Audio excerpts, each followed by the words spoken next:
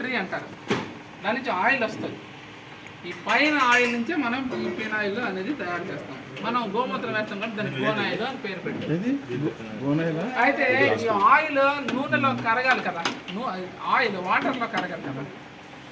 దీనికి కరగడానికి ఏమిటంటే దానికి ఎమల్సిఫైయర్ అని వాడతారు. అంటే నూనెని నీటిలో కరిగించే ఒక మీడియం ఉంది. దాన్ని T అనేది ఒక పదార్థం, అది ఎడిబుల్, అది వేసుకోవచ్చు. కాకపోతే వీళ్ళు అలా తయారు చేసినటువంటి కాంపౌండ్ తెచ్చారు. అంటే నీటిలో కలగడానికి, నూనె కరగడానికి కావాల్సిన పదార్థాన్ని ఇందులో కలిపేశారు. ప్రస్తుతానికి దాంతో చూసేద్దాం. ఓకే, ఇది 1 లీటర్ తీసుకోవాలి. Compound 1 litre. Fine oil compound అని రాసుకోండి. ఫైన్ ఆయిల్ ఇది 1 లీటర్. గోమూత్రం 1 లీటర్. ఇది తాజా గోమూత్రం అయినా ఇంకా తాజా గోమూత్రం ఉంది.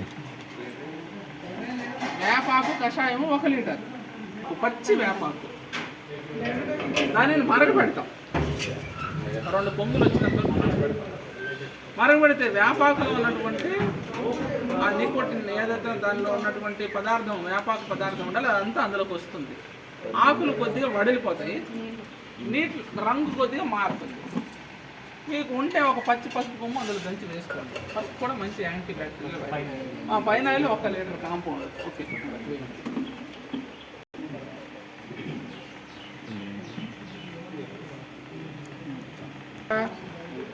పైన 3 కలిపి నీళ్ళు కలిపి తయారైంది. పైన అనేది ఒక చెట్టు, పైన చెట్టు, అది గోమూత్రం 1 లీటర్.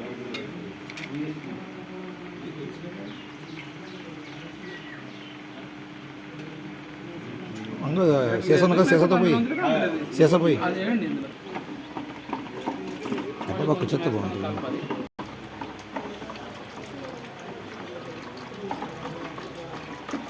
అంత వేగవద్దు,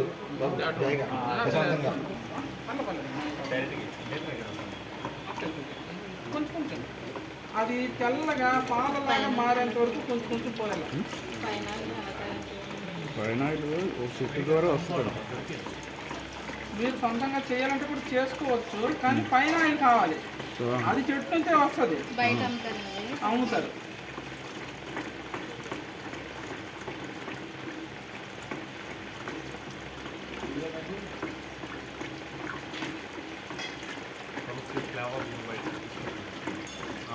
చూడండి, కొద్ది రంగు మారుతుంది, గమనించారా? అవునండి.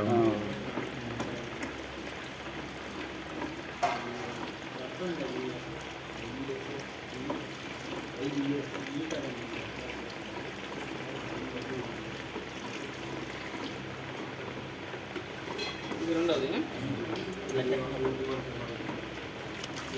మీకు అలా మారిన తర్వాత కొంచెం వేగం పెంచుకోవచ్చు.